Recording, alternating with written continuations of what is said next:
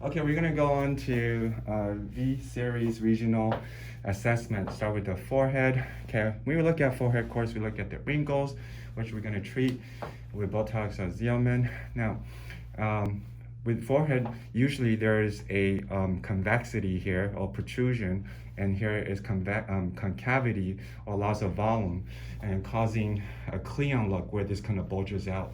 So we could reflate this with some fillers. Let's look at the brow. The shape of the brow should have a nice peak here according to the 5 proportion. And when the brow drops, we could use some Botox, of course, to lift it by injecting in this region. And also here, or we could just use fillers here to kind of lift it, or threads to bring it up.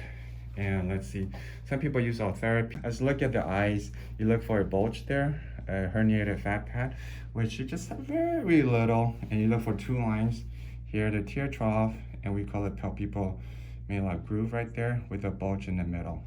Okay, so we can use fillers, threads to help in those areas. Okay, let's go to the nose. Most people, when you look at the nose, you aim for what we call the hump, and then that's the first part. And the debit here called the radix and the tip of the nose. So we help with the nose contour by placing mostly fillers here and at the tip of in this region. And also you could use threads, and Dr. Dan is really good at it. You could put threads through this way or this way.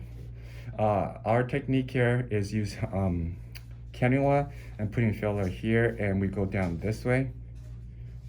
And then we put some fillers at the bottom here to lift it, and some Botox right there. Okay, going for the lip. She has beautiful lips, and signs of aging of the lip are 1, the ergo trait gets long. Number 2, most females, guys usually don't have it, have these crease right there called Knowledge triangle, and the lips thins out, upper and lower, and she has fabulous lips. And the cupid's bow, they can become flat, so there's the filtrant flattens out, and it becomes out of proportion in terms of the left and right should be twins. So sometimes we correct it to make sure they're the same. And the upper and lower proportion, this should be about 1, and the lower should be about a little bit more than 50%, 1.65 greater than the upper. And the projection, if you do the Stenner's line, drawing from here to the chin, the upper lip should be 2 millimeters behind the lower lip. The lower lip should be 4, touching the 10, and that should be 2. So it should be a little bit like this. So in other words, the upper lip should have lower projection out than the lower lip. And then we look at the mid cheek a lot. She is perfectly like projected here. Some people, especially in Asian, they're very retrusive in terms of its bone structure. This is all flat. So when you're injecting Asian, you do want to go and inflate the deep medial fat pad. If you do the same thing for her, it would be a mistake, because she would, when she smiled, this would kind of bulge out like a, sorry the word, rat. So you want to know the cultural difference. You don't want to necessarily reflate this. As you can see, it's very nice and full right there. So that's mid cheek. And for the neck, we do a bunch of stuff. We could do Botox, we could do threads or therapy. We could do comfort blend with fillers here. Because of the zygomatic ligament separates a compartment, a fat compartment on the top for the bottom. And you could use fillers and threads to kind of connect them. And here in the lower area, you have the mesenteric ligament separating the lower and upper compartment. Here is the jaw fat compartment, and here is the lateral fat compartment. So I will show that in photos. So our job is to kind of have the compartments kind of linked together.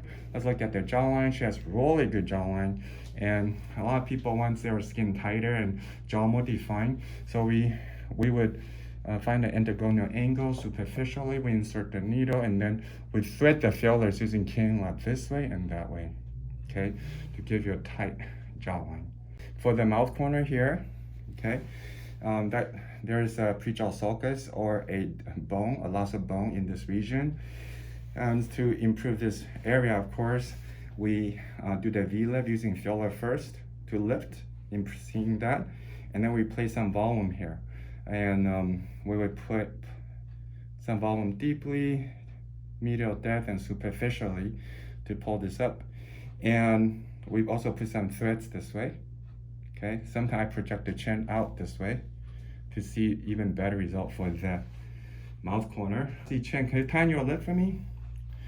Yeah, tight. Yeah, like this. Okay. She does just a little tiny wrinkles here in the upper lip, but we're looking at the chin now. You look at number 1 wrinkle. She doesn't have too much orange peel wrinkle chin. Number 2, relax for me. You ask yourself, do you want to project out or do you want to elongate it, or both? So we can use fillers here. And we can inject this way. We can inject perpendicularly in, or inject from superiorly, going down this way and bring this chin out. She doesn't need any of those I talked about. And for the neck, we do a bunch of stuff. We could do Botox, we could do threads or therapy. We could do comfort blend with fillers here.